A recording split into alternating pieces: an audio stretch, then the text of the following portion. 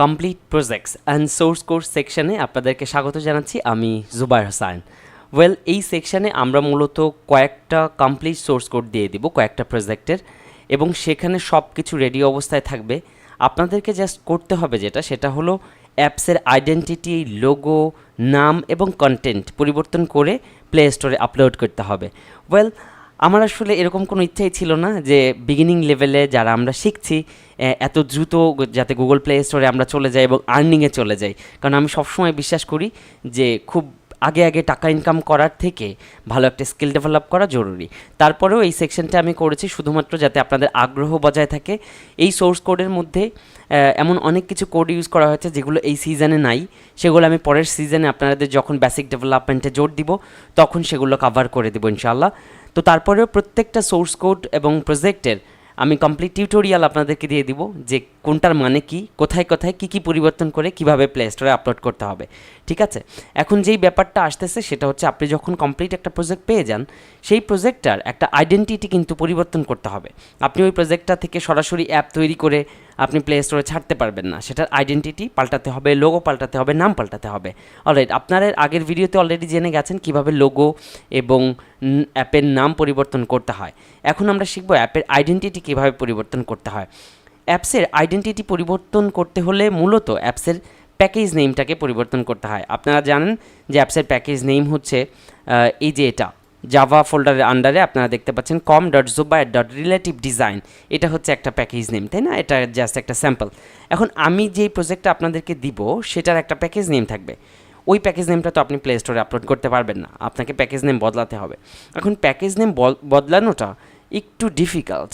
কয়েকটা জায়গায় এই প্যাকেজ নেমটা থাকে রেফারেন্স হিসাবে, যেমন ধরেন ম্যানিফেস্টের মধ্যে আমরা যদি যাই আমরা দেখতে পারবো একদম উপরে প্যাকেজ ইকুয়াল টু com.zubair.relative-design, তাই না? এটা একটা।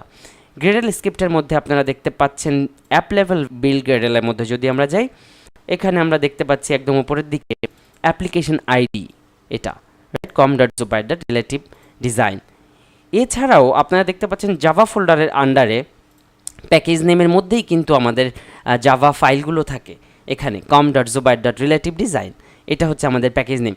এখন এই সব জায়গা থেকে প্যাকেজ নেমটাকে পরিবর্তন করতে হবে। এছাড়া আরও একটু আপনাদেরকে বলে রাখি, এই প্রত্যেকটা জাভা ক্লাসে যদি আমরা যাই, জাভা ক্লাসেও দেখেন একদম উপরে একটা রেফারেন্স থাকে, এটা হচ্ছে প্যাকেজ com.zubair.relative-design।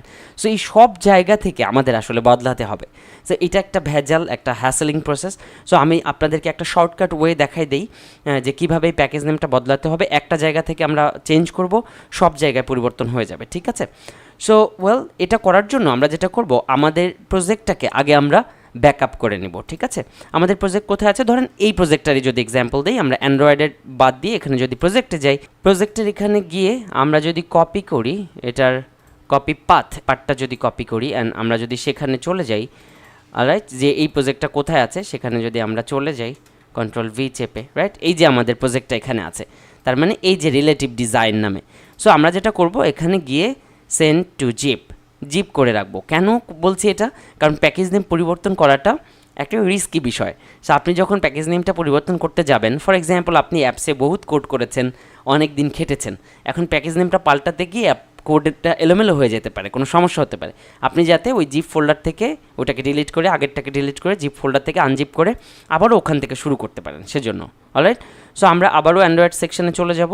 যাওয়ার পরে আমরা প্যাকেজ নেম বদলানোর যে শর্টকাট উপায়টা আপনাদেরকে দেখাবো, সেটা হচ্ছে এই জাভা ফোল্ডারের আন্ডারে যেই com.zubair.relative-design যে প্যাকেজ নেমটা থাকে, এইখানে রেফারেন্স আমরা পরিবর্তন করে দেব এবং সব জায়গায় যাতে ওটা পরিবর্তন হয়ে যায়।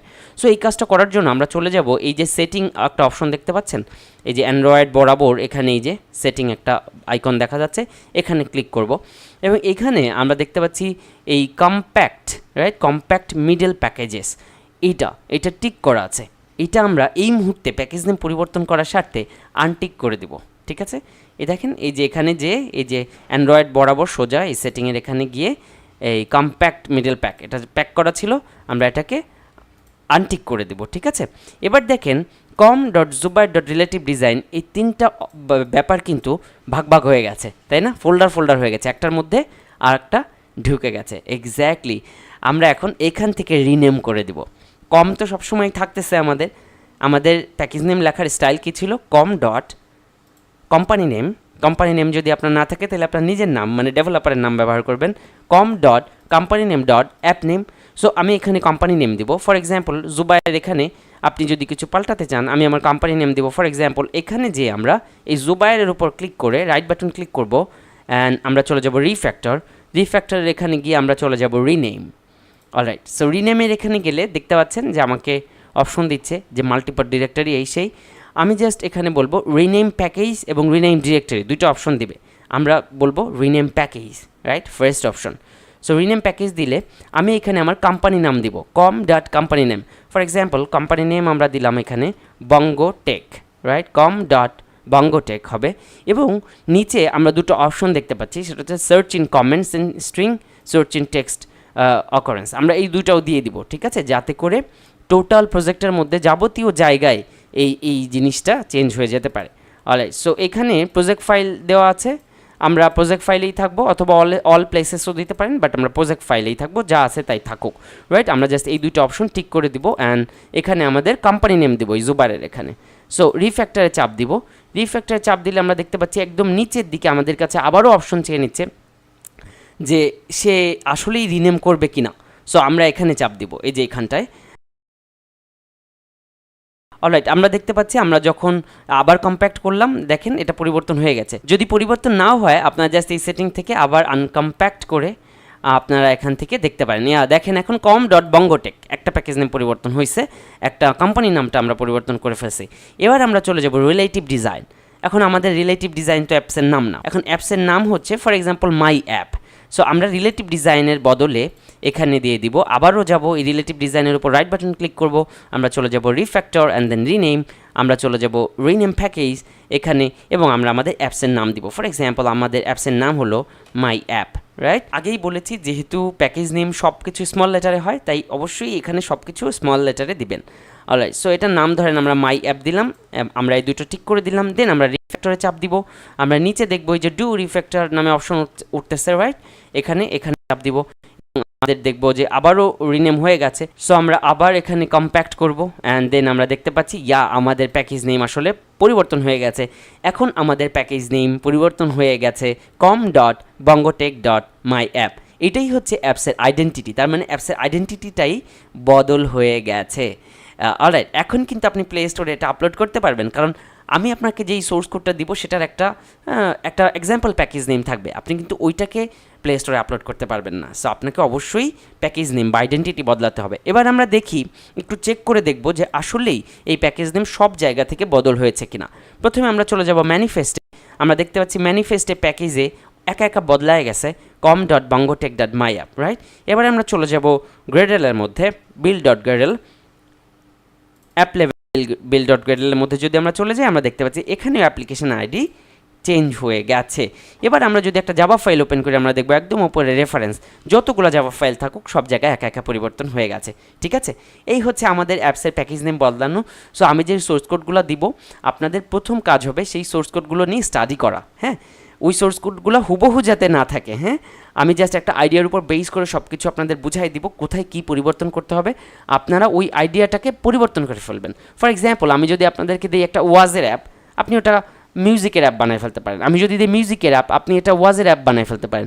আমি যদি দিই জেমসের অ্যাপ, তাহলে একটা সাকিরার অ্যাপ বানায় ফেলতে পারেন, ঠিক আছে। সো আইডিয়াটাকে অবশ্যই আপনার মতো করে পরিবর্তন করে ফেলবেন এবং তারপরে এটার আইডেন্টিটি চেঞ্জ করবেন, অ্যাপসের লোগো পরিবর্তন করবেন, নাম পরিবর্তন করবেন এবং ফাইনালি প্লে স্টোরে আপলোড করবেন। অলরাইট, সেগুলো আমরা পরের ভিডিওতে আলোচনা করব।